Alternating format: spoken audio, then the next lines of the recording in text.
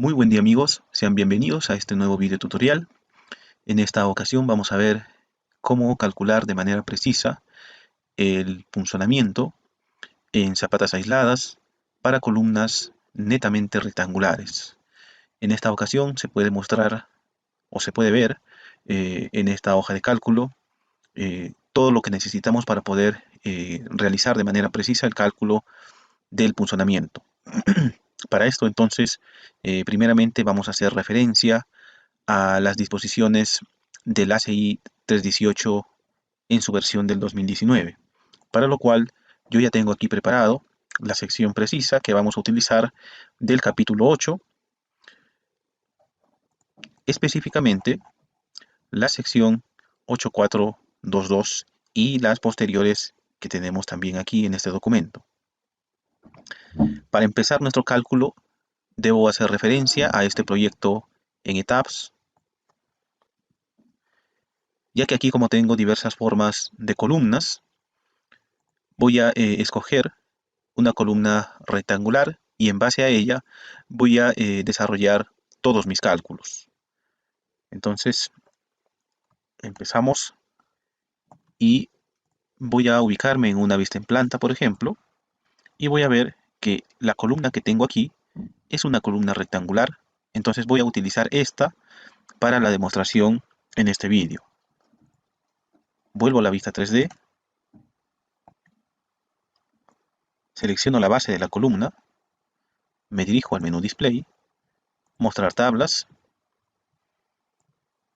Para este punto que he seleccionado, que es la base de la columna, requiero visualizar las reacciones en ese punto para las combinaciones de carga de diseño, ya que hay que recordar que el aspecto del punzonamiento es un tema que tiene que ver con el diseño netamente, específicamente en el espesor de la zapata. Entonces, vamos a seleccionar aquí las combinaciones de carga. En este caso, pues yo ya tengo estas combinaciones que he creado anteriormente.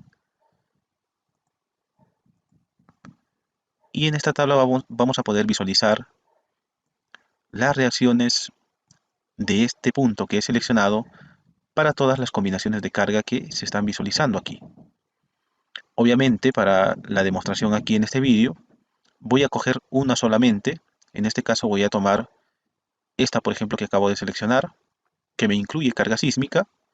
Entonces voy a considerar todas estas cargas para modelarlas luego en el programa SAFE, ya que lo que tenemos aquí en la hoja de cálculo lo vamos a comparar con los resultados que obtengamos en SAFE.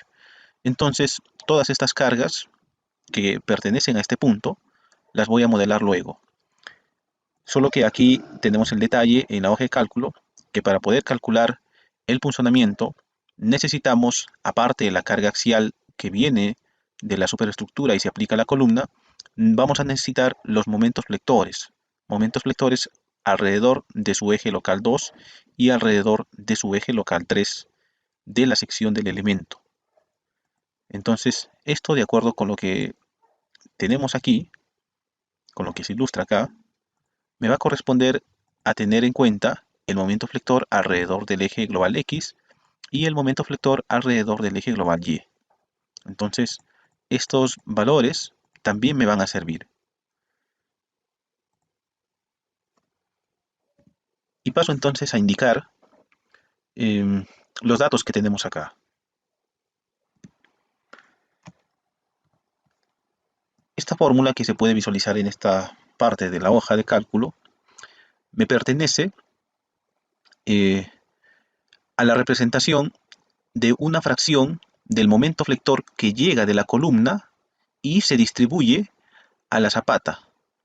O sea, todo el momento flector para el cual se diseña la columna, de todo el momento flector, ya sea alrededor del eje local 2 o alrededor del eje local 3, todo ese momento flector con el que se diseña la columna, una parte de ese momento flector se va a distribuir como momento flector hacia la zapata, hacia la losa de la cimentación. Y otra parte, una parte restante de ese momento flector, que está representado con esta letra, gamma sub B, se va a transferir como cortante. Entonces, aparte del cortante que nosotros vamos a disponer que llega de la superestructura mediante una carga axial en la columna. Esa carga axial pues me va a generar un cortante en el perímetro crítico para punzonamiento en la zapata.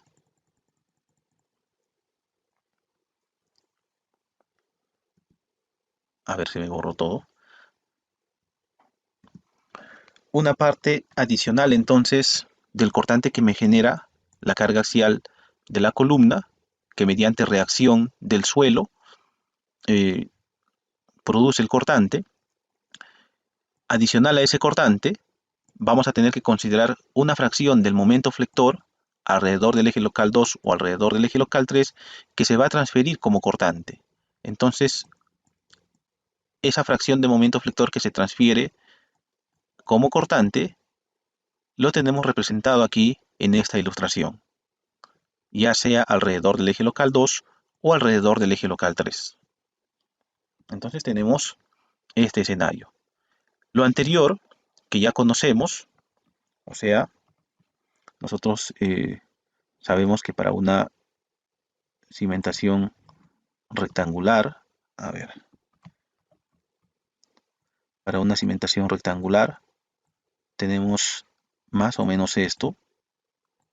Entonces, teniendo en cuenta el perímetro crítico, vamos a tener, por ejemplo, esto de esta manera. Obviamente, esto tiene una profundidad de esta forma, así.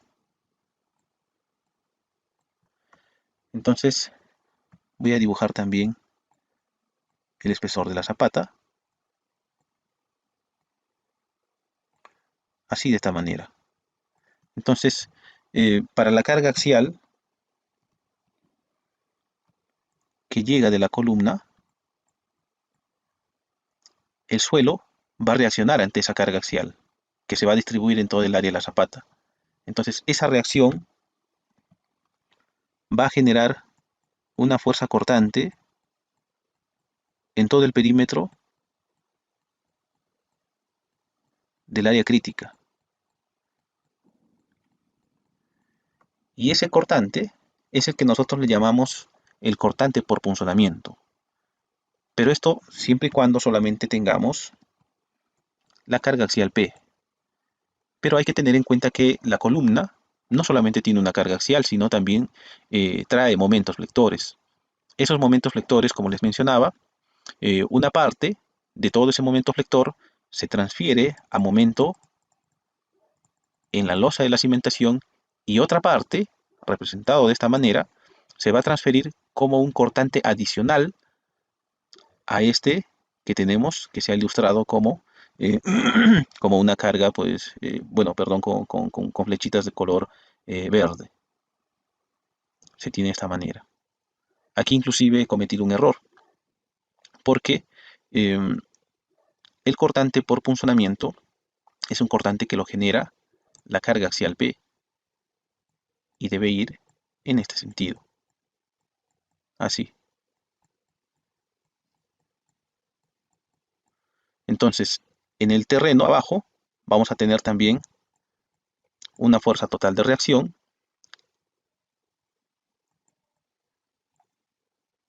y esto me va a resultar a una carga resultante total igual a P menos R. Esta resultante es la que me va a generar el cortante en el perímetro, que es lo que nosotros le llamamos cortante por punzonamiento. Entonces, eh, ante la carga axial, ya creo que todos sabemos calcular el, el punzonamiento, pero para la carga adicional que genera el momento flector, hay que calcularlo. Y para eso vamos a seguir la metodología que tenemos aquí en el ACI 318 del 2019. Entonces, por ejemplo, el primer paso es calcular el gamma sub F, que me representa a la fracción de momento flector que se va a distribuir a la losa llegando desde la columna. Y tiene esta forma. De esta ecuación debemos saber distinguir el parámetro B1 y el parámetro B2. Los parámetros B1 y B2 están relacionados con la dirección de mi análisis. Por ejemplo, vamos a decir que mi eje local 2 es X y mi eje local 3 es Y. Si yo estoy calculando momentos flectores alrededor del eje local 2, el parámetro B1 va a ser eh, la medida perpendicular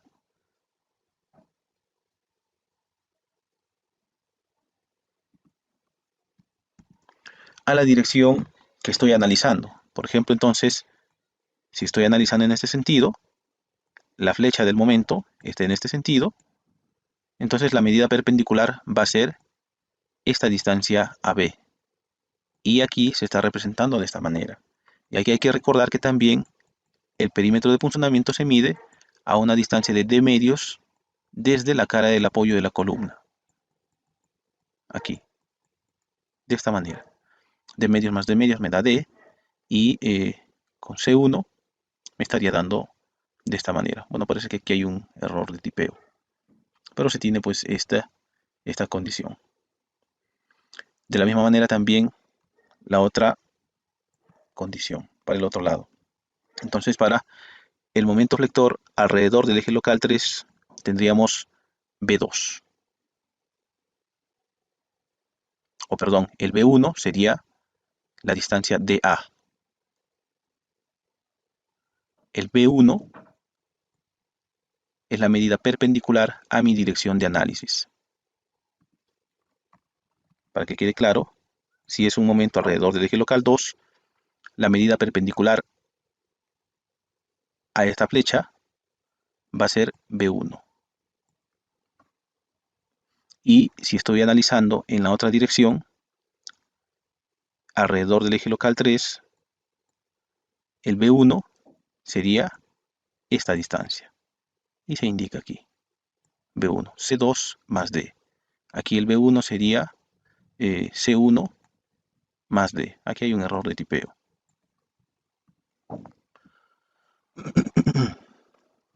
Entonces, hay que incorporar esos momentos. Primeramente hay que calcular el valor de gamma F y luego el gamma B. El parámetro o el subíndice F me hace referencia a que esto es para momento flector y el subíndice V o B minúscula me hace referencia de que esto es para cortante. Entonces, primero hay que calcular esto y para eso primeramente necesitamos conocer los parámetros B1 y B2.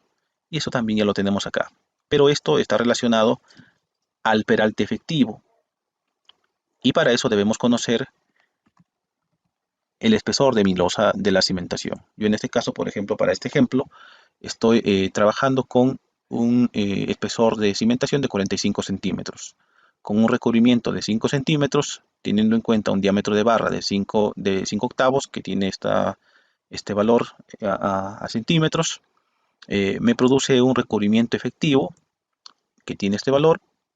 Entonces, el peralte efectivo va a ser igual a la altura de la cimentación o al espesor de la cimentación menos este recubrimiento efectivo. La resta está indicada acá. Entonces este es mi peralte efectivo y el perímetro de este borde crítico para punzonamiento se muestra pues aquí. Entonces, teniendo en cuenta estos valores, por ejemplo para la dirección 2,2, para este sentido, tengo el B1 que sería igual a C1 más el peralte efectivo. El C1 en este caso sería 65 centímetros y C2 45 centímetros, porque esto correspondería a las medidas de la sección de la columna. Y eso también está indicado acá. Entonces en esta hoja de cálculo pues se tiene todo lo necesario.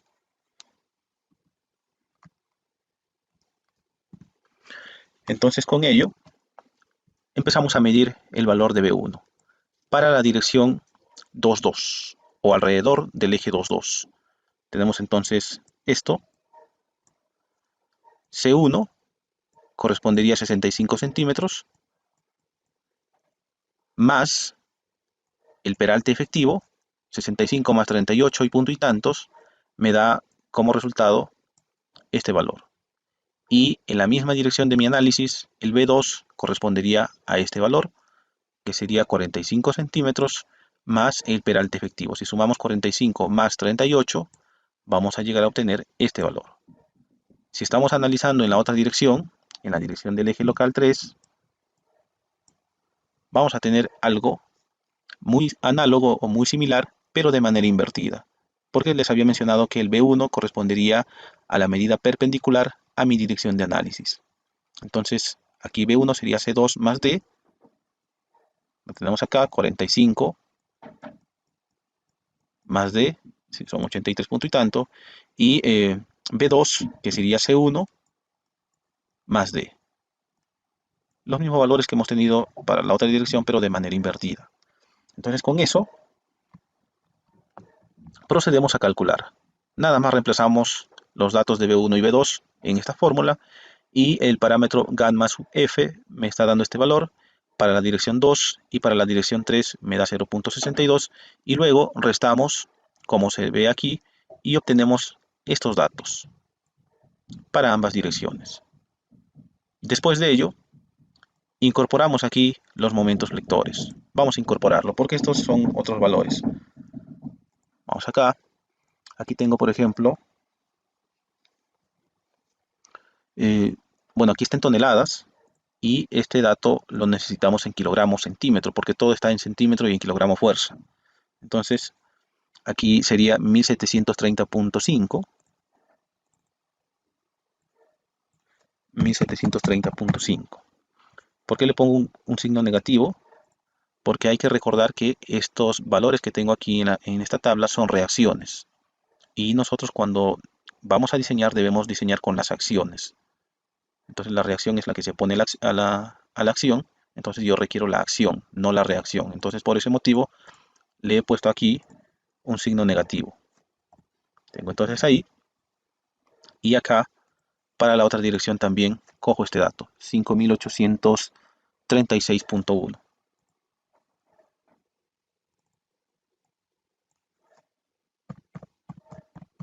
De esta forma. Tengo entonces estos momentos en kilogramo fuerza y centímetro. Luego, de acuerdo con lo que tenemos acá, calculamos esa fracción de momento flector que se convierte en cortante. Y eso está indicado aquí. Aquí. Aquí se hace la referencia, de acuerdo como lo tenemos en el Excel, y me indica que debo de operar esto. Debo de operar o multiplicar este valor por mi momento flector de la columna. Y eso es lo que efectivamente se ha hecho acá. Se ha multiplicado y se tiene entonces estos valores.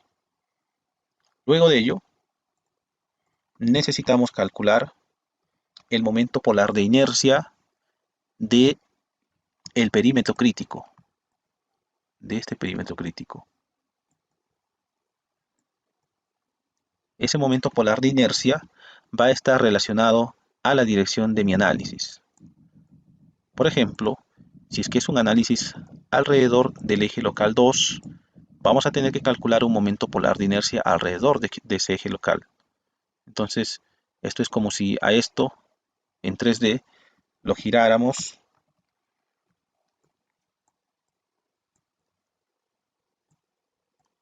en ese sentido. A ver, digamos que por acá está el eje local 2.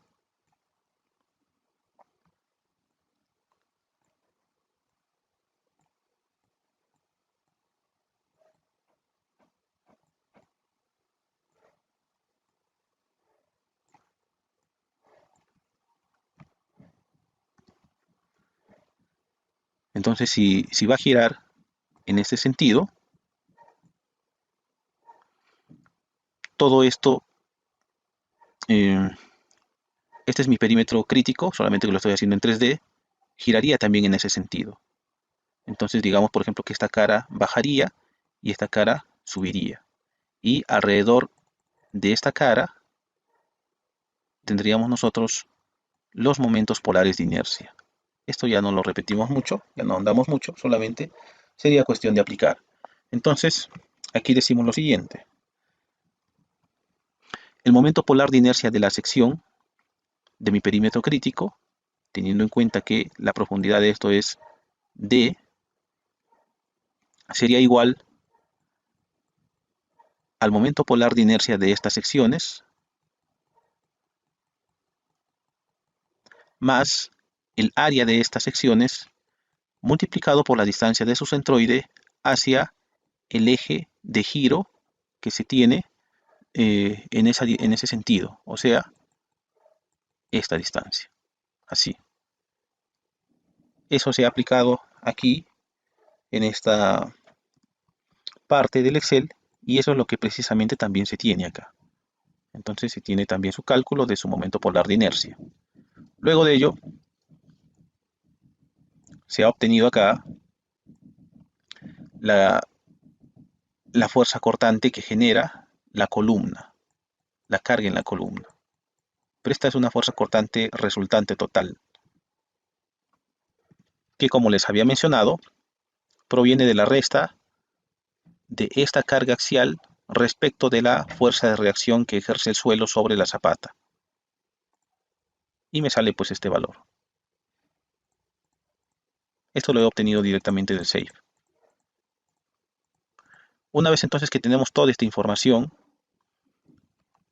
vamos a poder aplicar esta expresión matemática que tenemos aquí, que me va a poder ayudar a calcular de manera precisa por coordenadas en cualquier parte de mi área crítica del perímetro crítico para punzonamiento, en cualquier parte. Los extremos límites pues serían estos puntos A, en donde tenemos la máxima distancia de D medios.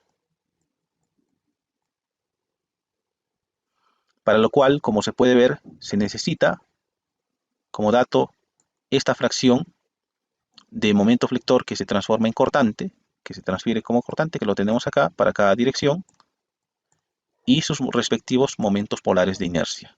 Estos Y y X mayúscula me representarían a las coordenadas X y Y medidas desde el centroide de la sección, o perdón, desde el centroide del área del perímetro crítico para punzonamiento.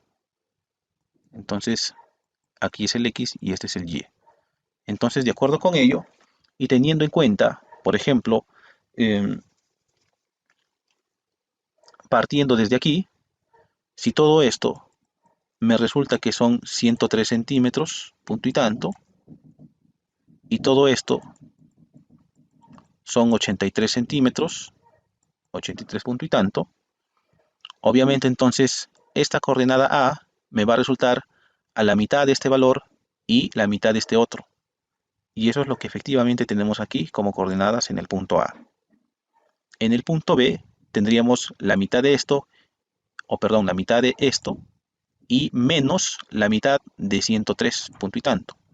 Efectivamente aquí también se indica el punto C de manera similar y también el punto D.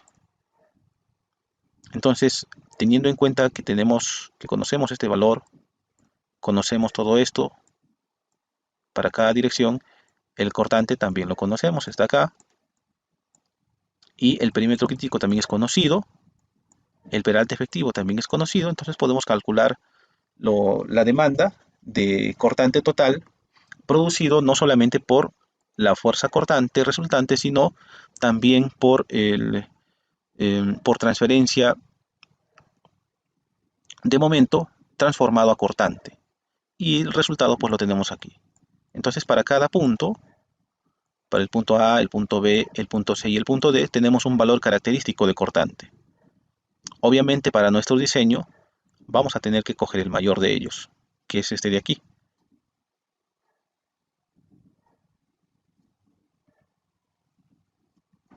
Siendo este entonces, este valor, el que, si es que lo hacemos en Safe, me tendría que coincidir. Y vamos a verlo. Yo ya lo tengo aquí preparado.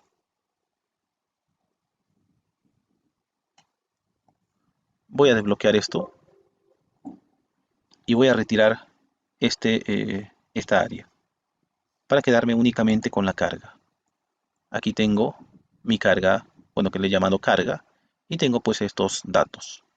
Aquí está en kilogramo fuerza, por ejemplo. Este dato me debe coincidir con el que tengo acá, como fuerza en Z. Las fuerzas en X también están incorporadas aquí. 254,2. Y aquí también está. En Y sería prácticamente pues 17,7. Y también aquí está. Los momentos alrededor de X y Y,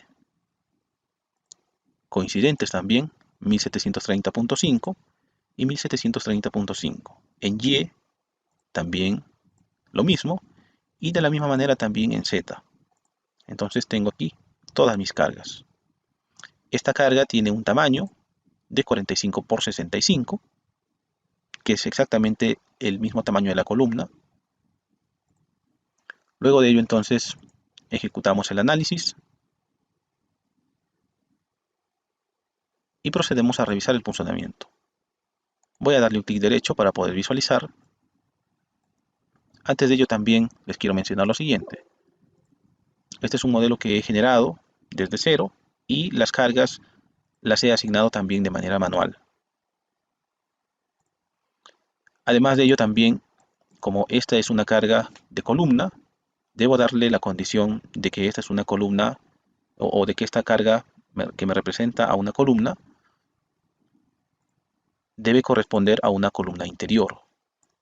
Entonces la he configurado de esta manera.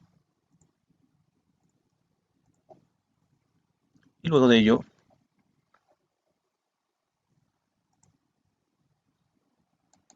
tengo estos datos. Entonces aquí tengo mi perímetro y podemos hacer una comparación de todo esto que tenemos acá con lo que disponemos aquí en Excel. Entonces, por ejemplo, aquí lo primero que podríamos revisar sería este recubrimiento efectivo, considerando un diámetro de barra de 5 octavos, que también lo podemos configurar aquí nosotros en Save. Podemos ir aquí a preferencias del diseño y en esta parte, por ejemplo, aquí he configurado también una barra predeterminada de 5 octavos. Aquí también tengo 5 centímetros de recubrimiento, exactamente igual como también se tiene acá. Entonces aquí tengo este valor de recubrimiento efectivo que me debería coincidir con el que tengo también aquí en Save. Como se ve acá, solamente aquí está en metros. Vamos a pasar esto a centímetros.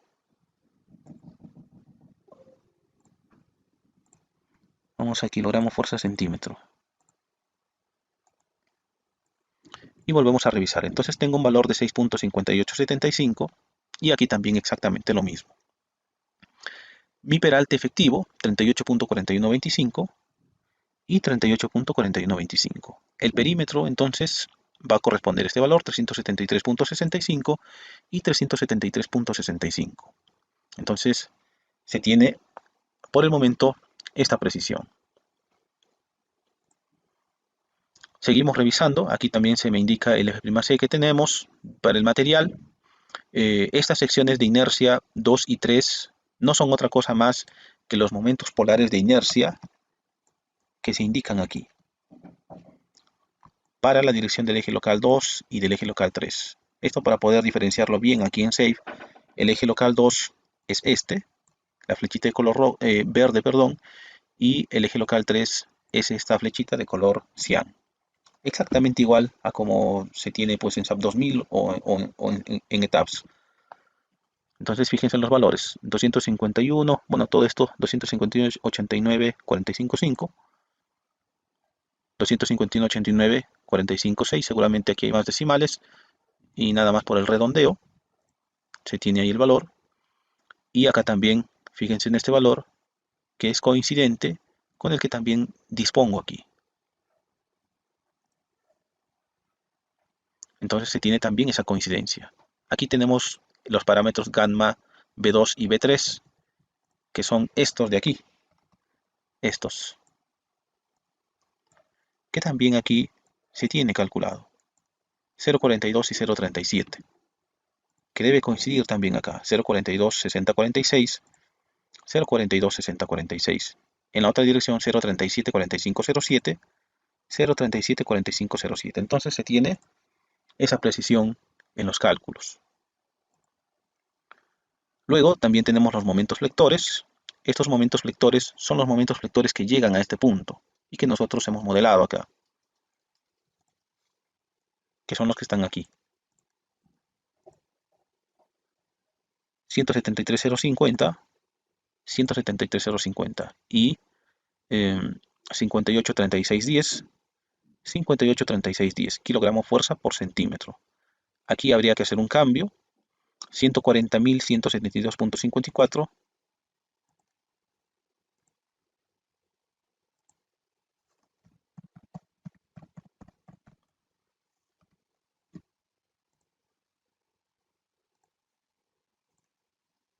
y esto mismo copiamos acá.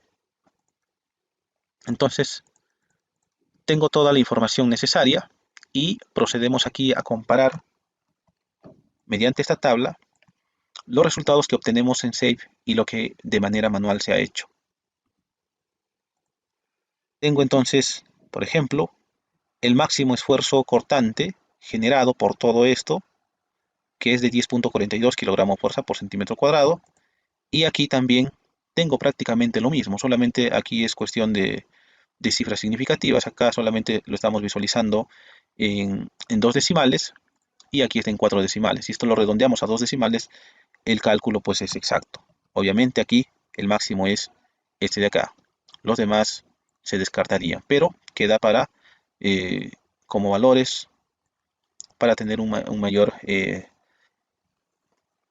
escenario de lo que se tiene. Entonces tengo este máximo y también aquí Save seguramente hace el mismo cálculo en este punto, en este punto, en este punto y en este punto, y obviamente me va a mostrar también aquí el máximo. Y eso es lo que efectivamente también nosotros hemos hecho acá. Entonces, como se puede apreciar, tanto de manera manual, siempre y cuando lo hagamos bien, como con el software, deberíamos llegar a tener los mismos resultados. Entonces, de esta manera se demuestra que los cálculos que tenemos en SAFE son bastante precisos con respecto a los que podríamos nosotros también calcular de manera manual. Esto ha sido todo entonces lo que se les ha querido mostrar en este vídeo y nos estaríamos viendo en una siguiente entrega. Muchas gracias por su atención. Hasta la próxima.